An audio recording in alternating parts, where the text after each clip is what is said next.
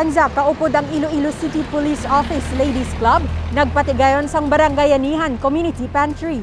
Lubos ang kalipay nga nabatsyagan sang 49 anyos nga manugbaligya sang ice cream nga si Lorely Solis. Bangod ini ang nakaambit sa mga pagkaon nga gintanyag sa ginpatigayon nga Barangayanihan Community Pantry sang Tanza Parish Church, kaupod ang Iloilo City Police Office Ladies Club.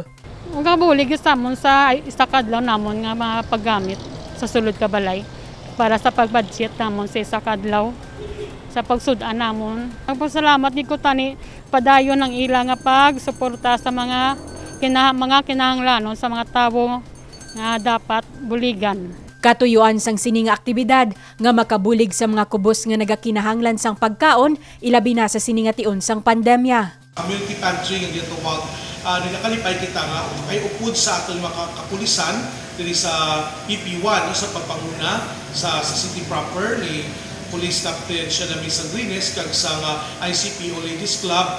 Ini napatigayon naton no, mahimo no, kag ang matahog kay kami bilang simbati kampante man kita sa papatigayon sini because yara kapulisan nga naga-implementar no, especially sa social distancing kag mga protocols no tungod sa COVID-19. Para kay Father Colada, ang pagpahamtang sang community pantry nagatudlo sa mga pumuluyo nga mangin maalwan kag sensitibo sa pangkinahanglanon sang isig kapareho, ilabi na sa mga wala sing ikasarang sa pagpangabuhi.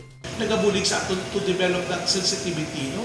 Hindi kita mapinasapa no ang pagkami ay iyahon kuwaon naton ang kadalok kundi nga makulikid man kita no sa aton nga mga kauturan. Hindi na kita nga kinahanglan, may mga kauturan man kita nga nagakinahanglan. Gani nga kabay pa nga kuha lang sunod sa ikasara. Sunod sa rather sa kinahanglanon naton. Ako naman lang sinin nila nga enough for everybody's needs, but not enough for one's greed. Para man kay Father Colada, dako ang nabulig sa mga kapulisan sa pagpatigayon sang sining aktibidad nga mapabilin nga matawhay kag mapahanumdom sa mga pumuluyo ang strikto nga pagsunod sa minimum health protocol. Nahibaluan nagpabudsyag na sadto si Mayor Jerry Treñas nga suportado sini ang pagbukas sa mga community pantry sa Iloilo City. Divine Singh para sa Level Up Patrol. 81 anyos, pinakatigulang nga punong barangay nga nabakunahan kontra COVID-19 sa Iloilo City. Nagdangat sa 150 ka mga punong barangay sa Iloilo City ang nabakunahan na kontra COVID-19. Isa na diri amo ang 81 anyos nga si Barangay Kapitan Los Viminda Lamahang sang East Timawa Molo. Huwebes ang nakaligad nga simana sa inyang nagpadulong sa SM City Iloilo para sa vaccination. Nagapati siya, importante ang bakuna kontra COVID-19. Bangod magluwas nga senior citizen, kabahin man ini sang Barangay Health Emergency Response Team. Para sa kayuhan sang lawas ko nga malikaw ako sa mga masakit nga nagasululod sa Pilipinas, subong agud to malikawan ta ang coronavirus nga ginatawag.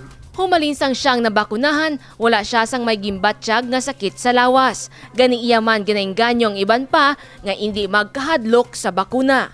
Mayo, ya pamatyag ko ni, wala ko ya may ginabatyag nga nga sa mo ko na nga edad, pagsik man kuya gyapon. Dasig pa kuya magdalagan da sa gym, saot sa gym ko naga. Dapat magpabakuna gid sila kaysa ila man nakayuhan. Karon kung di sila magpabakuna, mabayad pa sila kung in kaso nga mag-emergency matabo sa ila. Iniya libre nga ginhatag na sa ila.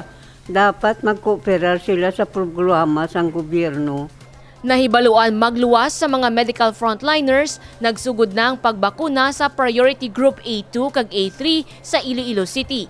Ang A2 ang ginalakipan sa mga senior citizens, samtang ang mga persona nga may comorbidity ang yara sa Group A3. Samtang gimbuksan naman sang Iloilo City Government ang vaccine registration para sa mga empleyado sang private medical clinic, diagnostic center, medical laboratories, spa, dermatology clinic, optometrist, dental clinic, kagiban pa nga mga pasilidad nga nagatanyag sang health services. Ipadala ang kompleto nga ngalan, affiliation, trabaho kag contact number sa iloilocho@yahoo.com. Jennifer Garcia Hernandez para sa Level Up Patrol. Virtual sports events bukas para sa mga Ilonggo youth athletes. Isa si Crispin Yurich sa mga magapasakop sa virtual skateboarding competition nga igapatigayon sang Iloilo City Sports and Development Division Office.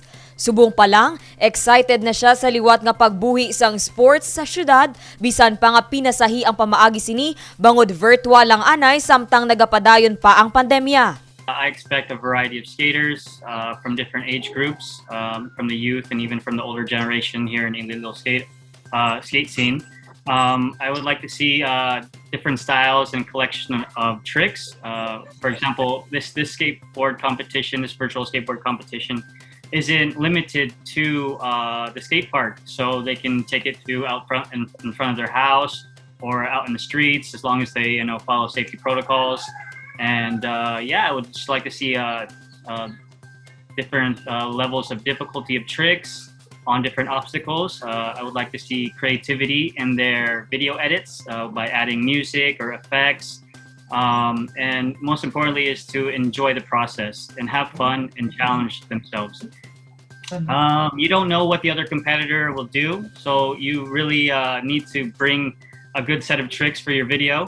And compared to face-to-face competitions, you could always see your competitor do their tricks, and then you can plan around that. So, which is good in that setting. But here it's more like you can just showcase your own skills and your own tricks. I want to say thank you to Iloilo City and Mayor Jerry Treñas for supporting skateboarding here in Iloilo and giving us exposure and promoting skateboarding as a healthy lifestyle and healthy activity for the youth and the generation today. I also want to say thank you to Sir Rudiver Honco Sr.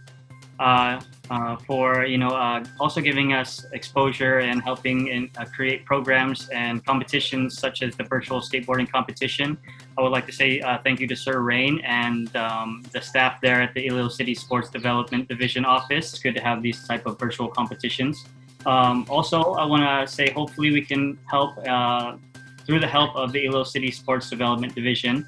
We can produce a free skateboarding clinic program to educate the youth and about skateboarding and teach the basics and fundamentals on how to ride a skateboard to promote a healthy lifestyle. Virtual skateboarding competition, football tournament, freestyle football kag hip-hop songwriting competition. Ini ang pila lang sa mga balantayan sa tion magbukas na ang virtual sports events sa syudad sang Iloilo. Magasugod ini sa Mayo 3 tubtub 9 sini nga tuig. Ginlunsar na ini sang Iloilo City Sports and Development Division Office sadto. Apang bangod sa pagsaka sang COVID-19 cases sa syudad, temporaryo ini nga ginuntat. We're adapting sa new normal naton nga pag-conduct sa mga sporting events. So si Mayor Treñas and of course kay Mr. Rudiver Honco Sr. nga nag-initiate naman kita sa bago nga mga virtual events. So nag-initiate kita sa mga virtual events it's because nga in compliance man sa aton nga IATF nga bawal kita danay mag-hold sa mass gatherings within sa mga venues. Para sa maluyag makigbahin sa sininga aktibidad, may mensahe ang Sports and Games Regulation Officer. We are inviting din sa aton yung mga youth, not only sa aton yung mga athletes. So na-mention ta kagina nga may nakita sa songwriting competition. So dira kinagaan tsansa ni Mayor Treñas and ni Sir Rudiver Honco Sr. nga makahatag kita platform sa aton yung mga Ilonggo hip-hop artists, lalo na sa mga kabataan. So please, if you have or interested ka mo mag-signify to join, just send your entries. We'll be accepting your entries until tomorrow. If may ara pa mag-ayo, then we'll extend it until May 1 para sa inyo magaan ka mo chance ko balaan naton nga pag-start sang pandemic wala na kang platform, so we are inviting you to submit your entries until tomorrow. If kaya pag naton ma-extend ina until May 1, we will be accepting it. Also sa aton nga mga performers sa field naman sang sports, sa skate, we're also inviting those skateboarders nga just send your entries. We'll also accept it until tomorrow or we will extend it until May 1. And sa ato man sa football, we are already naka-accept na kami sang damo nga entries dira. So I think we'll be closing it by tomorrow para maka-start na kami sa pag-edit and hatag sang manami nga filter man dira para sa aton nga pag-post ang aton mga entries. Para sa songwriting competition, ang magadaog ang makabaton sang cash prize kag hatagan man sang oportunidad para sa libre nga music video kag recording. Samtang ang top 10 nga entries iga feature sa Uswag Iloilo music video. Dane Raffles para sa Level Up Patrol.